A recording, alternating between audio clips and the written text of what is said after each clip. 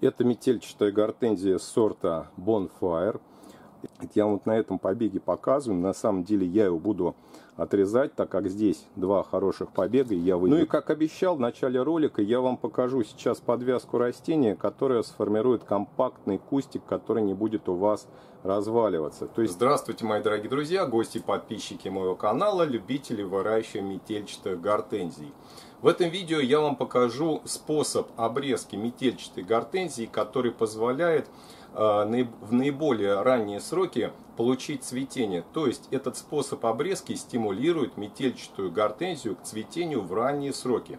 Мне очень часто задают вопросы, как начинающие цветоводы, которые недавно начали заниматься выращиванием метельчатых гортензий, что некоторые сорта у них просто либо не успевают зацвести, особенно в средней полосе, либо в более прохладных условиях, более в холодном климате не успевает зацвести метельчатая гортензия. Она набирает соцветие, но не хватает тепла, не хватает теплых дней и просто либо не успевает, либо слишком поздно цветет. Это, конечно, зависит от сортовых особенностей метельчатых гортензий, потому что, все-таки все по-разному зацветают. Есть в более ранние сроки цветут метельчатые гортензии, есть в более поздние сроки. Но есть один интересный способ обрезки, в нем в принципе сложного ничего нет, который позволяет даже позднецветущие сорта метельчатых гортензий стимулировать к раннему цветению. Вот сейчас я вам покажу этот способ на растении, на метельчатой гортензии, которая растет у меня в емкости в 12-литровом ведре. Но все те же самые принципы обрезки вы можете использовать и на растениях, которые растут в открытом грунте. Все то же самое.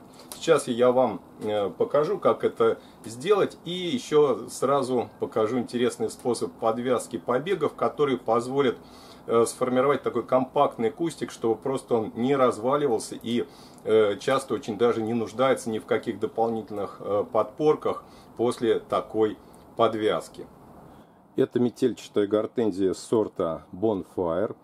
Это среднецветущий сорт, то есть зацветает в средние сроки, не самый ранний, но и не самый поздний сорт метельчатой гортензии. Кроме того, Bonfire это новинка, это хит сезона 23 года, очень перспективный, очень интересный, красивый сорт метельчатой гортензии. Рекомендую его к выращиванию, конечно, и в Московской области, в более прохладных регионах. Ну и, конечно, хорошо он себя показывает в теплых регионах, в Краснодарском крае, в Крыму себя хорошо проявит. Также этот сорт гортензии может хорошо расти и цвести в закрытых емкостях, в закрытом грунте. Вы сейчас видите, он у меня находится вот в таком 12-литровом ведре. И видно, что хорошо растут у него побеги, они достаточно толстенькие, прочные, то есть кустик не разваливается. Сорт невысокий, он достигает при правильной обрезке высоты около 1,5 метра, поэтому подойдет для выращивания как в кашпо, так и в открытом грунте. Естественно, он очень хорошо себя показывает, очень красиво цветет. Итак, давайте приступим к обрезке. Смотрите, вот здесь очень интересная такая ситуация сложилась, потому что есть вот такие сухие тенечки. Конечно, данное видео будет полезно в первую очередь начинающим цветоводам, которые недавно начали заниматься гортензией метельчатой, тем, кто имеет уже богатый опыт по выращиванию обрезки. Ну, я надеюсь, тоже, может быть, что-нибудь интересное из моих рекомендаций пригодится. Итак, чтобы гортензию пораньше запустить в цветение, тот же вот Bonfire, например, нужно ее не слишком коротко обрезать. И сразу такой вопрос, а что значит не слишком коротко обрезать? Короткая обрезка считается обрезка на 2 пары почек. То есть это вот мы находим вот пару почек, вот пара почек. И, допустим, вот здесь вот я бы ее и обрезал. То есть вот такой оставил бы небольшой побег. Это считается короткой обрезкой. Она, конечно, стимулирует цветение более крупных соцветий. Этот способ подходит для раннецветущих сортов. ну, например, таких гортензий, как Вимс Ред, они отблагодарят вас после такой обрезки ранним и крупным цветением. Но для бонфайра я все-таки покажу вам способ, который позволяет пораньше запустить цветение, потому что в более прохладном климате, допустим, в Ленинградской области, бонфайр может либо зацветать поздно, ну, либо совсем вот не успеть зацвести. Хотя такие, конечно, факты достаточно редкие, чтобы совсем не успело зацвести, но это либо совсем короткая обрезка, либо повреждено растение, либо, ну, просто не хватает тепла, да, вот климат неподходящий. Итак, чтобы запустить более раннее цветение, я буду обрезать ее на 1, 2, 3, 4, 5 пар почек. Вот смотрите, это я вот на этом побеге показываю. На самом деле я его буду отрезать, так как здесь 2 хороших побега, и я выберу наиболее сильный. Но вот, допустим, вот на этом побеге, который сейчас мы обрежем, вот я считаю 1, 2, 3, 4, 5. И вот здесь вот я обрежу. То есть это получится вот такой достаточно длинный побег. Он сформирует хороший запас старой прошлогодней древесины, что простимулирует более раннее цветение. Рядом сразу вижу хороший побег. Здесь я уже ничего отсчитывать не буду. Я просто обрежу примерно в уровень вот с этим побегом. Обрезаю я, смотрите, между... Вот многие спрашивают, как лучше обрезать, ближе к почке, либо посередине междоузля. Междоузле — это расстояние между почками. Вот я обычно обрезаю все-таки в середине междоузля. Я не слишком коротко приближаюсь к почкам, чтобы оставить вот этот пенек, который постепенно засохнет, образуется пробочка, и вот эти почки спокойно начнут развиваться. Если обрезать более коротким способом, ближе к почке, то есть возможность того, что вот эти почки просто могут подсохнуть, либо попадет инфекция, да, то есть будет слишком открытая ранка, близкая к почкам. Это, я считаю, на мой взгляд, совершенно не нужно. Далее, смотрите, вот этот побег, который растет на коротком штамбике, здесь вот один сильный побег, а этот второй, он просто растению не нужен, поэтому я полностью удаляю. Здесь сухой пенечек, смотрите, но он, конечно, не сухой, он вот видно, что фисташковый у него срез, он жив, но я его также удаляю, чтобы он просто не мешался. Вот тоже вижу сухой пенек, я его удаляю.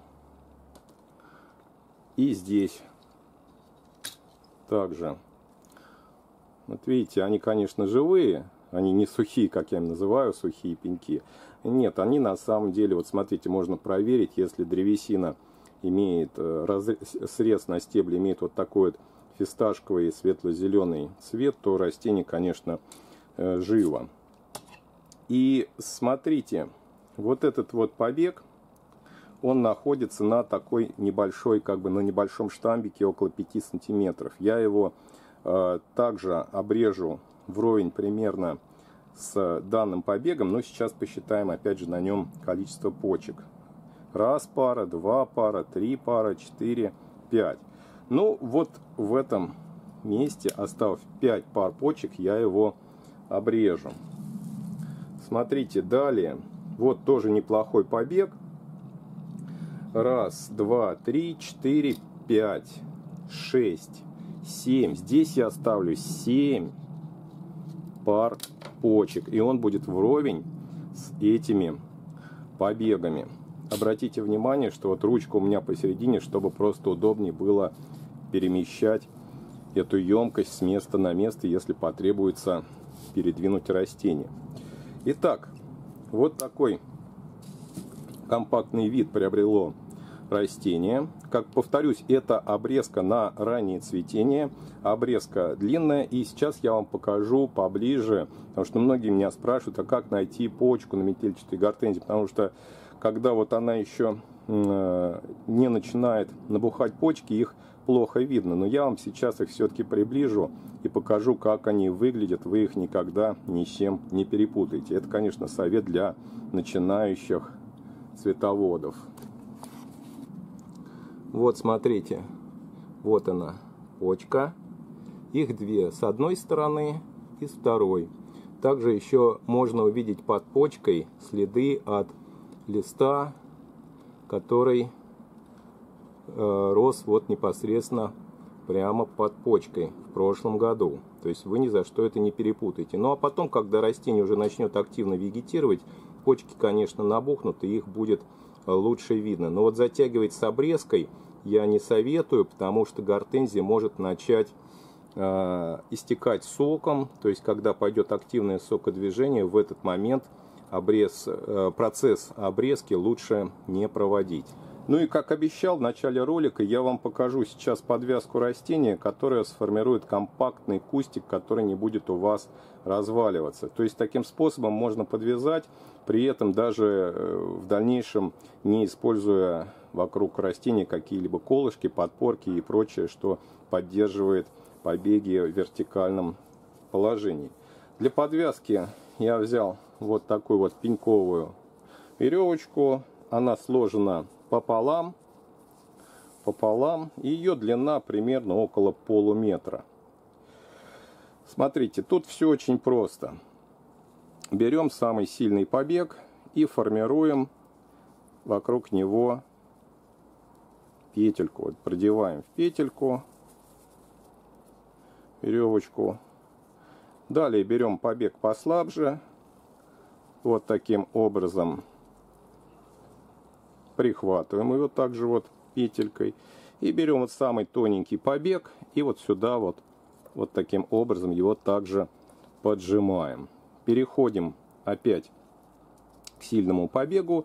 И здесь мы можем либо лишнюю веревочку обрезать, либо сделать еще одну петельку и завязать концы веревки. Завязывать туго не надо. Нужно, чтобы у растения была свобода для расширения, для роста, потому что побеги в том числе и в ширину растут. Особенно вот старая древесина, она будет расширяться, формировать штамбы, поэтому сильно перетягивать, естественно, не нужно. Обязательно оставляйте свободный запас в месте, где вы завязываете узелок. Вот таким образом очень удобно подвязывать метельчатые гортензии. Можно таким же образом подвязывать не только прошлогодние побеги, которые вы сейчас видите, но и молодые зеленые побеги, на которых образуются соцветия. Их таким же образом аккуратно можно подвязать. И это хорошо и красиво, и самое главное, это надежно. Конечно, очень сильные ветры, если у вас преобладают, то тогда я рекомендую все-таки поставить дополнительные подпорки в виде колышков, кусочков каких-то, может быть, арматуры, пластиковые трубы. В общем, кто что использует, кто к чему привык, тот так и подвязывает гортензии. Но если у вас тихое такое местечко, где растут гортензии, то такой подвязки вполне достаточно для того, чтобы гортензия не разваливалась ни от дождя, ни от ветра. Надеюсь, что данное видео было вам интересно и, самое главное, полезно. Всем большое спасибо за просмотр, хорошего вам цветения!